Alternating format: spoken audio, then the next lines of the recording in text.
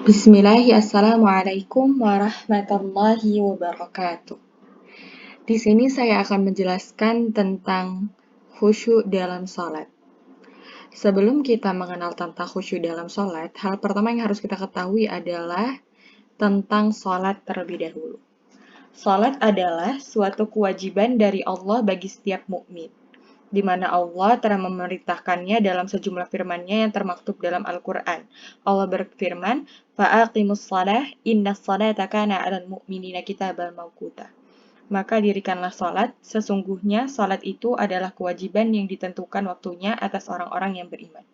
Quran Surat An-Nisa ayat 103. Di antara keutamaan sholat sendiri adalah Rasulullah SAW bersabda, "Ra'sul amril Islam wa amuduhu shalah wa zirwatu sanamihil jihadu fi sabilillah." Pokok urusan agama adalah Islam dan tiang utamanya adalah sholat, sedangkan puncaknya adalah jihad di jalan Allah. Dan sholat merupakan tiang agama yang dapat mensucikan diri kita dari kotoran-kotoran dosa. Sholat itu adalah tatanan hidup manusia, maka dirikanlah sholat, bukan hanya menjalankan.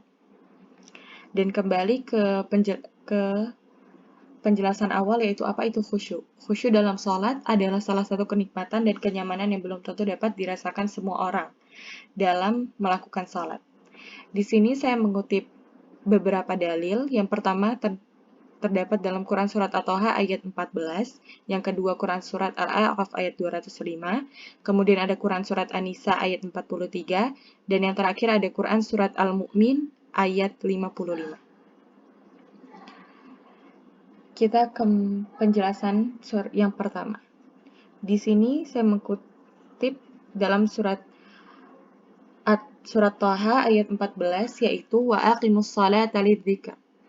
Dalam ayat ini terdapat 3 makna tafsir. Yang pertama, ia merupakan perintah untuk selalu berzikir kepada Allah Subhanahu wa taala dan selalu mengingatnya karena ia adalah ibadah yang sangat agung dan sangat disenangi oleh Allah. Yang kedua, perintah untuk mendirikan sholat yang dengannya Allah Subhanahu wa taala akan mengingat seseorang secara khusus. Jika Anda ingin diingat, maka diperhatikan secara khusus oleh Allah Subhanahu wa taala, maka dirikanlah salat. Dan yang ketiga, ia adalah perintah untuk segera menegakkan salat yang terlupakan. Jadi di ayat ini Allah mengingatkan kita untuk jangan pernah melupakan salat, karena Allah sangat menyukai hamba-hambanya yang mengerjakan salat. Kemudian dalil kedua yang saya ambil adalah surat Al-A'raf ayat 205. Ayat yang saya kutip adalah wala takum minal ghafilin, dan janganlah kamu termasuk orang-orang yang lalai. Di sini saya akan menjelaskan berdasarkan tafsir Al-Muyassar. Dan ingatlah Tuhanmu, wahai Rasul, dalam jiwamu dengan khusyuk dan merendahkan diri kepada Allah, penuh rasa takut dan malu terhadapnya.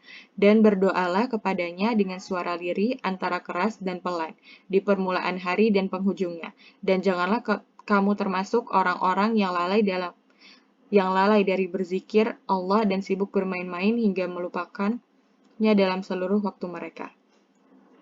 Dalam ayat ini Allah kembali mengingatkan kita untuk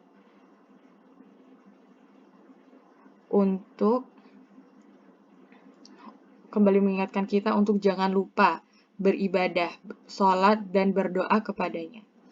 Dan di sini juga terdapat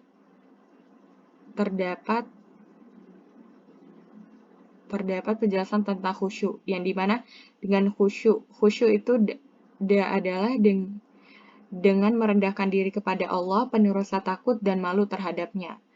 Dan kemudian tentang berdoa yaitu dan berdoalah kepadanya dengan suara lirih antara keras dan pelan di permulaan hari dan di penghujungnya. Yang dimaksud permulaan hari itu yaitu di pagi hari dan penghujungnya itu di sore hari. Kemudian ayat selanjutnya saya kutip adalah dalam Quran Surat An-Nisa ayat ayat 43, yaitu ya ayyuhalladzina amanu la taqrabus sholata wa antum sukara. Wahai orang-orang yang beriman, janganlah kamu mendekati salat ketika kamu dalam keadaan mabuk. Dan di dalam ayat ini saya akan menjelaskan menurut tafsir Al-Muyassar. Wahai orang-orang yang beriman kepada Allah dan Rasul-Nya serta melaksanakan syariatnya, janganlah kalian mendekati sholat dan jangan beranjak untuk melaksanakannya saat dalam keadaan mabuk, sampai kalian bisa membedakan dan menyadarinya apa yang kalian ucapkan.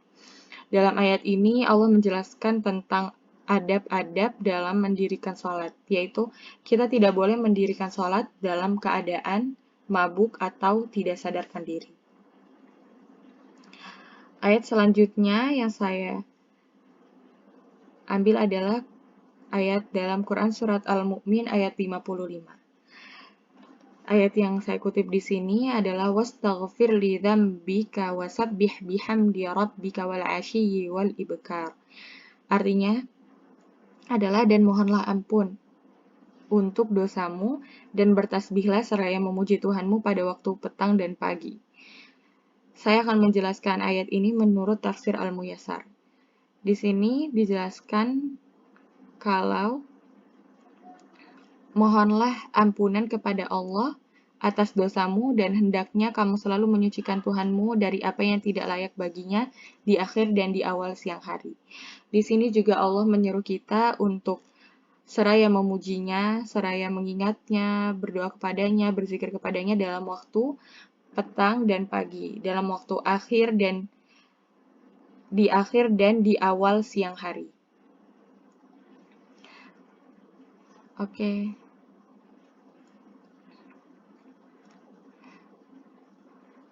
Akhirul kalam, sekian yang dapat saya sampaikan.